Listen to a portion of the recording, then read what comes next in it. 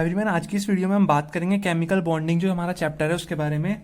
आज की इस वीडियो में हम बेसिकली इंट्रोडक्शन के बारे में बात करेंगे, जैसे केमिकल बॉन्ड क्या होती है, वैलेंसी क्या होता है, वैलेंस इलेक्ट्रॉन क्या होता है और इसी रिलेटेड ऑक्टेट रूल क्या होता है और क्या ऑक्टेट रूल की लिमिटेशंस होती हैं, जिसमें हम पढ़ते हैं electron rich compound, electron deficient compound और इलेक्ट्रॉन मॉलिक्यूल्स के बारे में। तो चलिए शुरू करते हैं।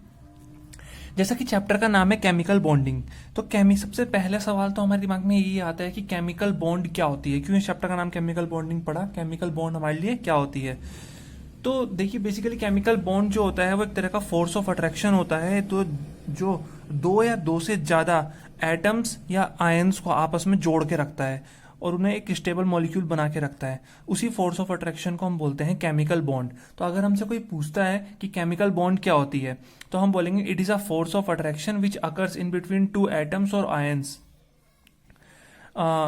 Held together as a stable molecule. जो एक साथ वो क्या करता है, एक ऐसा फोर्स ऑफ अट्रैक्शन जो दो आयंस या दो एटम्स को या दो से ज्यादा उन्हें आपस में हेल्ड करके रखता है, ज्वाइन करके रखता है, उसी को हम बोलते हैं केमिकल बॉन्ड। अब यहाँ पे मैंने एक लाइन लिखी हुई है कि chemical bond formation is an exothermic process. दो तरह के प्रोसेस होते हैं, एक्सोथर्मिक और एंडोथर्मिक। एक ऐसा प्रोसेस जिसमें हीट रिलीज होती है उसको हम बोलते हैं एक्सोथर्मिक प्रोसेस, और एक ऐसा प्रोसेस जिसमें हीट क्या होती है, एब्जॉर्ब होती है, उसको हम बोलते हैं एंडोथर्मिक प्रोसेस। तो अगर हम बात कर रहे हैं एक्सोथर्मिक प्रोसेस की, तो एक्सोथर्मिक प्रोसेस एक ऐसा प्रोसेस होता है जिसमें हीट रिलीज होती है। तो हमने बोला है कि chemical bond formation is an exothermic process. तो कहने का मतलब क्या है कि जब भी केमिकल बॉन्ड बनती है तो एनर्जी क्या होगी, हमेशा रिलीज होगी। तो ये हमें ध्यान में रखना है कि जब भी कोई केमिकल बॉन्ड बनती है तो एनर्जी क्या होगी, रिलीज होगी। तो इसका मतलब यह है कि जो मॉलिक्यूल्स हैं वो ज्यादा स्टेबल होंगे, बिकॉज एटम्स क्या थे, दो एटम्स थे हमारे पास, उनके पास एनर्जी थी। अब वो दो एटम्स ने आपस में क्या बनाई, केमिकल बॉन्ड बनाई, और उनसे क्या बना, मॉलिक्यूल। तो जब उनके बीच में केमिकल बॉन्ड बन रही थी तो उन्होंने एनर्जी क्या कर दी, लॉस कर दी। एनर्जी लॉस कर दी तो अब वो क्या हो गए, स्टेबल हो गए। तो इसका मतलब जो मॉलिक्यूल्स हैं वो ज्यादा स्टेबल होते हैं एटम्स और आयन से, बिकॉज जब एटम और आयन से मॉलिक्यूल बना होगा तो एनर्जी क्या होगी, रिलीज होगी। एनर्जी अगर रिलीज हुई है तो अब कम एनर्जी बची, मतलब मॉलिक्यूल्स क्या हो गए, ज्यादा स्टेबल हो गए। तो ये ध्यान रखना है कि अगर कोई बोलता है कि मॉलिक्यूल्स जो होते हैं वो ज्यादा स्टेबल होते हैं एटम्स या फिर आयंस के कंपैरिजन में, तो क्यों होता है, तो because in the bond formation energy is released. और केमिकल बॉन्ड फॉर्मेशन वैसे भी एक एक्सोथर्मिक प्रोसेस, हमने अभी पढ़ा। अच्छा, जब भी हमारे पास केमिकल बॉन्ड बनती है तो केमिकल बॉन्ड में सिर्फ वैलेंस इलेक्ट्रॉन जो होते हैं, वैलेंस शेल के जो इलेक्ट्रॉन होते हैं वो पार्टिसिपेट करते हैं अपनी कंबाइनिंग कैपेसिटी के अकॉर्डिंग। ठीक है, अब अगर हमें कंबाइनिंग कैपेसिटी चेक करनी है तो हम पढ़ेंगे वैलेंसी के बारे में। तो अब हम आते हैं अपने वैलेंसी टॉपिक के बारे में। वैलेंसी क्या होती है, तो वैलेंसी कहने का मतलब एबिलिटी होती है एक तरह से, या टेंडेंसी होती है एलिमेंट की एक दूसरे के साथ कंबाइन करने की। तो हम बोल सकते हैं सिंपल कि इट इज अ एबिलिटी या tendency of element to combine with one another. और अगर हम बात करें टेक्निकली की वैलेंसी क्या होती है, तो हम बोलते हैं किसी भी एटम को स्टेबल होने के लिए जितने भी इलेक्ट्रॉन लॉस करने पड़ते हैं या जितने भी इलेक्ट्रॉन गेन करने पड़ते हैं, वही क्या होती है, वैलेंसी हो जाती है। उसी को क्या बोलेंगे, वैलेंसी बोलेंगे। जैसे एग्जाम्पल के तौर पर समझते हैं हम, जैसे एग्जाम्पल के तौर पर जैसे हम ऑक्सीजन लेते हैं, ऑक्सीजन का एटॉमिक नंबर होता है 8, तो इसे हम लिखते हैं 2,6। तो अगर ऑक्सीजन को स्टेबल होना है तो इसे आउटर मोस्ट शेल में कितने चाहिए, ऑक्टेट इसकी कंप्लीट होनी चाहिए, तो 8 इलेक्ट्रॉन होने चाहिए। तो इसके पास दो ऑप्शन है स्टेबल होने के, या तो ये 6 इलेक्ट्रॉन लॉस करेगा या फिर 2 इलेक्ट्रॉन गेन करेगा। तो 6 इलेक्ट्रॉन लॉस करने में ज्यादा एनर्जी रिलीज होगी और 2 इलेक्ट्रॉन गेन करने में कम एनर्जी रिक्वायर्ड है। तो वो क्या करेगा, वो 2 इलेक्ट्रॉन गेन करेगा। तो 2 इलेक्ट्रॉन गेन करेगा तो ऑक्सीजन की वैलेंसी कितनी हुई, इसकी वैलेंसी कितनी होगी, यहाँ पे 2 वैलेंसी होगी। ठीक है, अब ऐसे ही जैसे सोडियम है, सोडियम का एटॉमिक नंबर 11, इसे हम लिखते हैं 281। तो या तो 7 इलेक्ट्रॉन गेन करेगा या 1 इलेक्ट्रॉन लॉस करेगा। तो 7 इलेक्ट्रॉन गेन करने से अच्छा है 1 इलेक्ट्रॉन लॉस कर देगा। तो वैलेंसी कितनी होगी, 1 वैलेंसी होगी। क्लियर हुआ। अगर बात करें, जैसे हम बात कर रहे हैं नाइट्रोजन की, नाइट्रोजन का एटॉमिक नंबर होता है 7, तो इसे हम लिखते हैं 2,5। तो यहाँ पे अगर इसकी वैलेंसी की अगर हम बात करें तो 5 इलेक्ट्रॉन या तो लॉस करेगा या 3 इलेक्ट्रॉन गेन करके ऑक्टेट कंप्लीट करेगा। तो 3 इलेक्ट्रॉन अगर ये गेन करता है तो इसकी वैलेंसी कितनी होगी, 3 हो गई। तो ये ध्यान रखना है। और साथ ही साथ हम एक और चीज के बारे में बात करते हैं, वैलेंस इलेक्ट्रॉन के बारे में। तो जो आउटर मोस्ट शेल होती है, सबसे बाहर वाली शेल होती है, उसमें जितने भी इलेक्ट्रॉन प्रेजेंट होते हैं वही कहलाती है वैलेंस इलेक्ट्रॉन। तो ऑक्सीजन की अगर बात करें तो ऑक्सीजन के वैलेंस इलेक्ट्रॉन कितने हैं, 6 हैं, और वैलेंसी कितनी है, 2 है। सोडियम के अगर वैलेंस इलेक्ट्रॉन की बात करें तो कितने 1 है, तो सोडियम के वैलेंस इलेक्ट्रॉन हमारे पास आ गए 1। और ऐसे ही अगर हम नाइट्रोजन के वैलेंस इलेक्ट्रॉन की बात करें तो नाइट्रोजन के वैलेंस इलेक्ट्रॉन कितने आ गए 5। तो इस तरह से हमें ध्यान रखना है कि वैलेंस इलेक्ट्रॉन क्या होते हैं और वैलेंसी क्या होती है, तो ये आगे जाके हमारे काम आएगा। चलिए आगे बढ़ते हैं हम इस टॉपिक में। जैसे हमारे पास एक क्वेश्चन है, क्वेश्चन क्या है कि in which of the following valency is not equal to number of valence electron, कि कुछ एलिमेंट्स हमारे पास गिवन है, बताना है कि इनमें से किसके जो वैलेंसी है वो उसके वैलेंस इलेक्ट्रॉन के बराबर नहीं है। तो जैसे एग्जाम्पल है नाइट्रोजन, 2,5 लिखते हैं इसको, तो इसके वैलेंस इलेक्ट्रॉन 5 है और वैलेंसी क्या है 3 है, तो वैलेंस इलेक्ट्रॉन वैलेंसी के बराबर नहीं है, तो पहला एलिमेंट ये हुआ। ऑक्सीजन है, इलेक्ट्रॉनिक कॉन्फ़िगरेशन हो जाएगी इसकी 2,6, तो वैलेंसी इसकी 2 है और वैलेंस इलेक्ट्रॉन कितने हैं 6 वैलेंस इलेक्ट्रॉन दिख रहे हैं, और इसे स्टेबल होने के लिए 2 इलेक्ट्रॉन गेन करेगा, तो वैलेंसी कितनी होगी इसकी 2 हो गई। ऐसी अगर नियोन की बात करें, स्टेबल गैस, नोबल गैस है, स्टेबल है, तो वैलेंसी तो इसकी 0 होगी, क्योंकि इनकी कंबाइनिंग कैपेसिटी क्या होती है इनर्ट गैसेस की 0 होती है, ना ये लॉस करते हैं ना गेन करते हैं, बिकॉज इनकी इलेक्ट्रॉनिक कॉन्फ़िगरेशन स्टेबल होती है। और वैलेंस इलेक्ट्रॉन कितना है 8 आए। ऐसी सोडियम की अगर बात करें तो सोडियम की वैलेंसी भी 1 है और वैलेंस इलेक्ट्रॉन भी कितने हैं 1 है, तो ये एक ऐसा एलिमेंट है जिसकी वैलेंसी और वैलेंस इलेक्ट्रॉन बराबर है।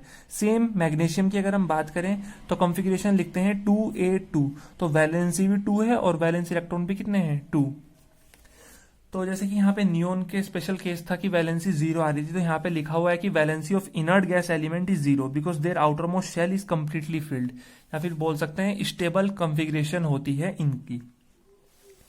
चलिए अब हम बात करते हैं वैलेंसी और वैलेंस इलेक्ट्रॉन से ही रिलेटेड एक इंपॉर्टेंट टॉपिक के बारे में, जिसे हम बोलते हैं इलेक्ट्रॉनिक थ्योरी, या जिसे हम सिंपल भाषा में बोलते हैं ऑक्टेट रूल। क्या बोलते हैं ऑक्टेट रूल।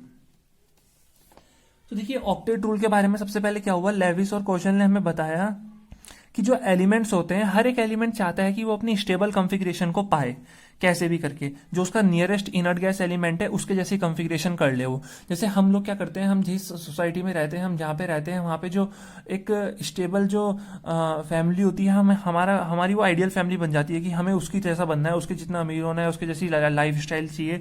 तो ऐसे ही क्या होता है कि एलिमेंट्स के साथ भी होता है कि जो उसके नियरेस्ट इनर्ट गैस एलिमेंट है ना स्टेबल, वो उनकी जैसी कॉन्फ़िगरेशन पाना चाहता है। अब है तो है नहीं उनके पास, कम इलेक्ट्रॉन है, उनके जितने इलेक्ट्रॉन तो नहीं है, तो उनके पास एक ही रास्ता है, या तो वो इलेक्ट्रॉन गेन करें या फिर वो लॉस करें और अपने पास वाले इनर्ट गैस एलिमेंट की जैसी कॉन्फ़िगरेशन पा लें।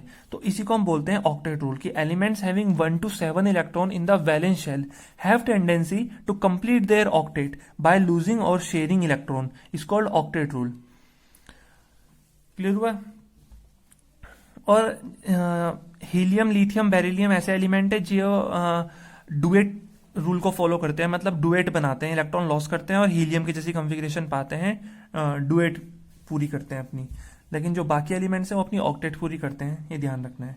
अब जैसे ऑक्टेट रूल तो हमने पढ़ लिया, क्या होता है कि एलिमेंट जिनके पास 1 से 7 के बीच में इलेक्ट्रॉन होते हैं, 1 और 7 इलेक्ट्रॉन होते हैं, उनकी टेंडेंसी होती है कि वो इलेक्ट्रॉन लॉस करें, शेयर करें, गेन करके अपने नियरेस्ट इनर्ट गैस एलिमेंट की कॉन्फ़िगरेशन को पा लें और स्टेबल हो जाएं। यही होता है ऑक्टेट रूल। इसकी बहुत सारी लिमिटेशंस है, एक एक करके तीनों लिमिटेशंस के बारे में हम डिस्कस करते हैं। तो सबसे पहली लिमिटेशन जो है ऑक्टेट रूल की वो है इलेक्ट्रॉन डेफिशिएंट कंपाउंड। मतलब कुछ कंपाउंड ऐसे होते हैं जिनके वैलेंस शेल में जो सेंट्रल एटम होता है उसकी वैलेंस शेल में जो होते हैं 8 से कम इलेक्ट्रॉन होते हैं, उन्हीं को हम बोलते हैं इलेक्ट्रॉन डेफिशिएंट कंपाउंड। क्या बोलेंगे, इलेक्ट्रॉन डेफिशिएंट कंपाउंड।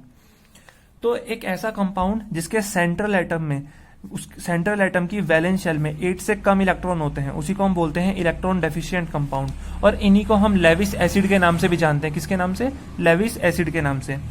तो जितने भी कंपाउंड्स होते हैं लिथियम, बेरिलियम, बोरोन के, ये सारे क्या होते हैं, इलेक्ट्रॉन डेफिशिएंट होते हैं। इन्हें हम क्या बोलते हैं, इलेक्ट्रॉन डेफिशिएंट बोलते हैं। कैसे, जैसे BH3 है हमारे पास, BF3, BCl2, B2H6, AlCl3, GaCl3, InCl3, BeCl2, ये सब क्या है, इलेक्ट्रॉन डेफिशिएंट कंपाउंड है। अब चेक कर लेते हैं क्या ये सच में इलेक्ट्रॉन डेफिशिएंट कंपाउंड है। तो एक क्वेश्चन लिखा हुआ है यहाँ पे कि which of the following compound are electron deficient compound. तो अगर हमें चेक करना है इलेक्ट्रॉन डेफिशिएंट कंपाउंड क्या होते हैं, तो हमारे पास एक तरीका है चेक करने का। कैसे चेक करेंगे, तो ध्यान देना है कैसे हम चेक करेंगे, तो ध्यान से सुनना है। इलेक्ट्रॉन डेफिशिएंट अगर हमें पता करना है तो हम क्या करेंगे, जैसे एग्जाम्पल के थ्रू समझाता हूं। जैसे CH4 है, अगर हमें पता करना है कि ये इलेक्ट्रॉन डेफिशिएंट है या नहीं है, तो हम क्या करेंगे, हम जो पहला एलिमेंट है, जो सेंट्रल एलिमेंट है, इसके वैलेंस इलेक्ट्रॉन लेंगे और जो साइड एलिमेंट है उसकी वैलेंसी लेंगे और दोनों को ऐड कर देंगे। अगर आंसर 8 या 8 से कम आता है तो वो इलेक्ट्रॉन डेफिशिएंट होगा। क्लियर हुआ? एग्जांपल लेके चलते हैं। जैसे C है, C सेंट्रल एलिमेंट है, तो इसके वैलेंस इलेक्ट्रॉन लेंगे और कार्बन की कॉन्फ़िगरेशन क्या होती है 2,4, तो वैलेंस इलेक्ट्रॉन कितने होगी इसके 4 और वैलेंसी कितनी होगी 4, तो आंसर आया 8 इलेक्ट्रॉन। तो ये तो इलेक्ट्रॉन डेफिशिएंट नहीं है ना, जिसमें 8 से कम होंगे वो होगा इलेक्ट्रॉन डेफिशिएंट। अब बात करते हैं, जैसे यहाँ पे नेक्स्ट है अमोनिया NH3। NH3 की बात करते हैं, यहाँ पे लिखा हमने NH3। तो नाइट्रोजन का जो कॉन्फ़िगरेशन होती है उसे हम लिखते हैं 2,5। लिखेंगे। तो यहां पर हमारे पास क्या है कि नाइट्रोजन का वैलेंसी इलेक्ट्रॉन कितने होते हैं 5 और हाइड्रोजन की वैलेंसी कितनी है 1, तो कितना हाइड्रोजन है यहाँ पे 3, तो 5 + 3 कितना हो जाएगा 8 इलेक्ट्रॉन। अब यहाँ पे देखेंगे BF3, तो BF3 अगर हम देखते हैं तो बोरोन के वैलेंस इलेक्ट्रॉन, बोरोन का एटॉमिक नंबर क्या होता है 5, तो इसे हम लिखेंगे 2,3। तो बोरोन के पास वैलेंस इलेक्ट्रॉन कितना है 3 और फ्लोरीन के वैलेंसी कितनी होती है 1, तो कितने फ्लोरीन है 3, तो ये हो जाएगा 3, तो 3 + 3 कितना हो जाएगा 6। तो इस तरह से हम निकालेंगे 6 इलेक्ट्रॉन। इसका मतलब BF3 जो है वो इलेक्ट्रॉन डेफिशिएंट कंपाउंड है। कैसा है वो? इलेक्ट्रॉन डेफिशिएंट है। क्यों? क्योंकि इसके पास 8 से कम इलेक्ट्रॉन है। तो ये हमें ध्यान में रखना है। इस तरह से हम निकालेंगे इलेक्ट्रॉन डेफिशिएंट कंपाउंड के बारे में। सेम केस हम पढ़ेंगे इलेक्ट्रॉन रिच कंपाउंड के बारे में। इलेक्ट्रॉन रिच कंपाउंड क्या होते हैं? तो ऐसे कंपाउंड जिनके सेंट्रल एटम पे 8 से ज्यादा इलेक्ट्रॉन होते हैं उसी को हम बोलते हैं इलेक्ट्रॉन रिच कंपाउंड। निकालने का तरीका सेम है। जैसे फॉस्फोरस है, फॉस्फोरस के वैलेंस इलेक्ट्रॉन होते हैं 5 और क्लोरीन की वैलेंसी होती है 1, तो 5 क्लोरीन की 5, तो 5 + 5 10, तो ये हो जाएगा 10, मतलब इलेक्ट्रॉन रिच कंपाउंड है ये। और अगर हम बात करें ऑड इलेक्ट्रॉन मॉलिक्यूल के बारे में कि ऑड इलेक्ट्रॉन मॉलिक्यूल क्या होते हैं, तो ऐसे कंपाउंड जिनके सेंट्रल एटम की वैलेंस शेल में ऑड नंबर ऑफ इलेक्ट्रॉन हो, मतलब 1, 3, 5, 7 इस तरह से हो, उनको हम बोलते हैं ऑड इलेक्ट्रॉन मॉलिक्यूल। क्या बोलेंगे? Odd electron molecule.